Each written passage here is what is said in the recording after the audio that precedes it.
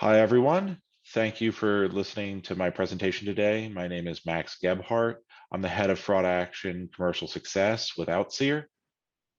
Today, we're going to be talking about the Bored Ape Yacht Club heists and NFT scams more in particular. Before we get into the Bored Ape Yacht Club attacks specifically, I do want to talk about cryptocurrency and the fraud space. Cryptocurrency or fraud in cryptocurrency, NFTs, Web 3.0 is kind of unique. It's a major target for cyber criminals, but it's a major target for cyber criminals for some reasons you may not think of.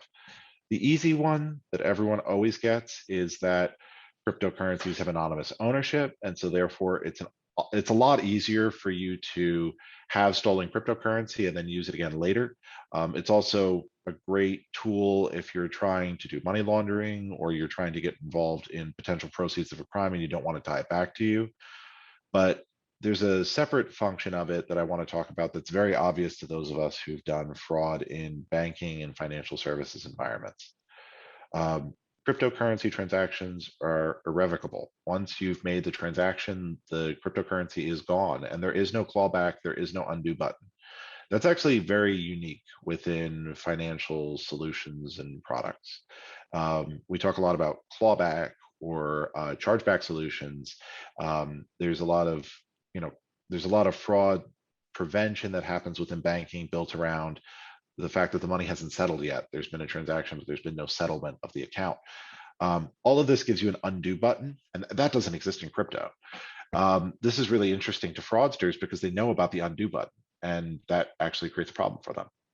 Crypto gets rid of it completely for them, so it makes it much easier for them to attack. I also wanted to mention that cryptocurrency as a thing is inherently full of fraud.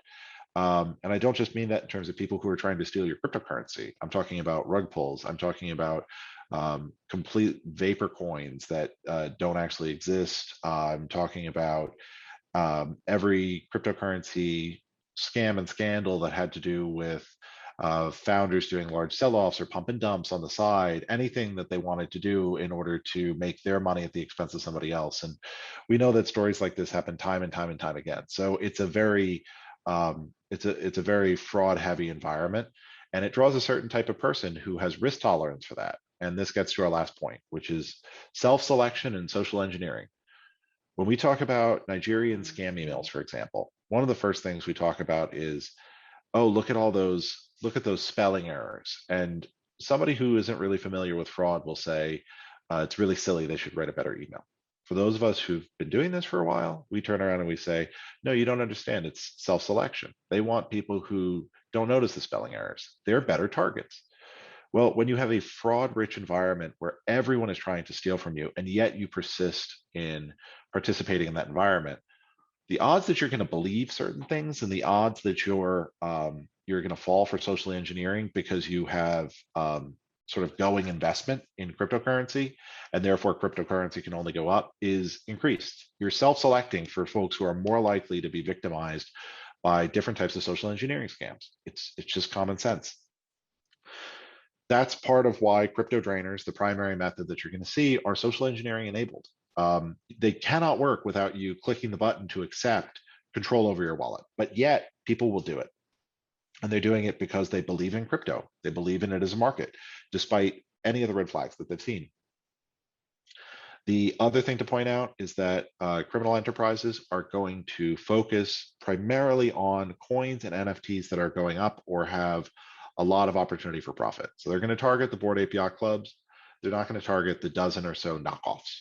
And it very much centers their attention just to what's hottest. And that's worth paying attention to because it means that the type of fraud that we see with Bored Ape Yacht Club is generally centered with front end market players, big growers. So let's try to get through the rest of this.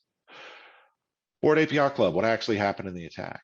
Well, NFTs have very few winners. Bored Ape Yacht Club was one of them. They released 10,000 procedurally generated images of Bored Apes in different states, and they started selling them in 2021. Initially, they were selling for under 1 Ether, and now we've seen that they've grown to dozens of Ether.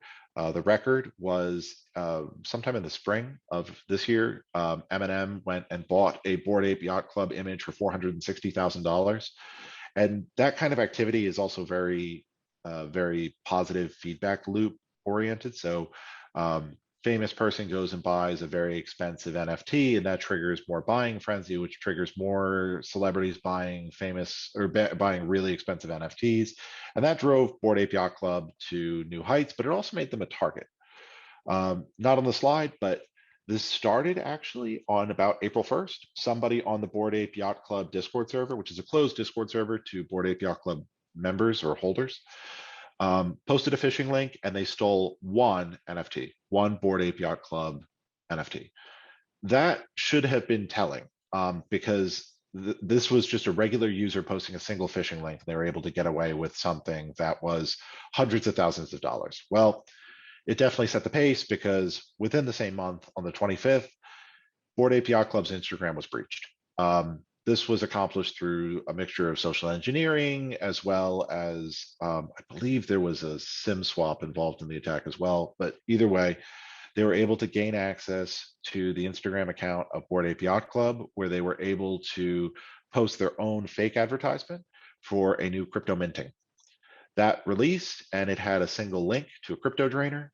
They netted $2.4 million in NFTs. And it's worth pointing out that people who participate in NFTs have a tendency to have large holdings of other types of cryptocurrency.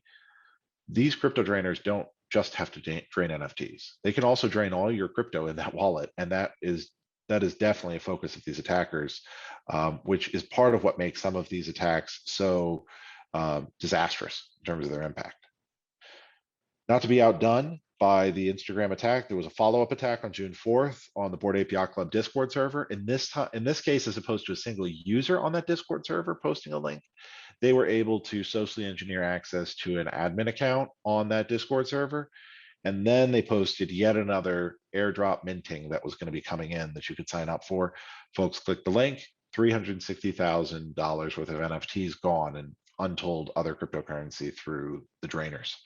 So highly, highly effective scam. And it's really worth pointing out that that Discord scam, not only was it very quick after the Instagram scam, but it was basically the exact same scam. And yet it still netted positive results. Not as tremendous as the initial scam, but this is what we see. And this is what I mean when I say target-rich environment or self-selected target-rich environments. You have a lot of people who are going to click those links. And with automation, that money moves fast. So here, I want to talk about the real meat and potatoes of this. We have our researchers who are able to go out and start talking to a bunch of different actors, but we've selected some small examples that we feel we can share without breaking our secrecy around methods or who we're talking to or how we're talking to or anything like that would harm us. We were able to speak with an actor that we had been working with in the past, focused in the cryptocurrency drainer space, and actors fairly well known to us. We've got a fair assessment that what they're saying is true, that actor did indeed participate in the Bored Ape Yacht Club cryptocurrency scam. You can see from their messages, they didn't actually use a crypto drainer that they were trying to sell us at the time. That was a custom job with 20 developers. And that's actually something interesting to point out, because we are seeing that kind of specialization where you have large developer groups, you have products that you're really trying to drive. Separately, we have advertisement that we're just trying to show you for what cryptocurrency draining looks like on the deep and dark web. Again, very focused on trying to drive this as a product or a productized solution.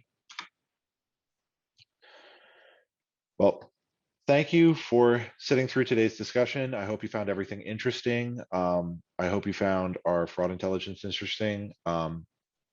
Outseer is a major player in the fraud space. We primarily work in real-time decisioning and fraud prevention, but we also have our real-time payment solution, as well as our FraudAction portfolio, which particularly is working on takedowns and cyber intelligence, and directly contributes to the work we were able to do to give you this presentation today. If you have any questions, feel free to reach out. I really appreciate having an audience and folks who are interested in fraud and the fraud space. And I thank you very much for joining our presentation today. Thank you.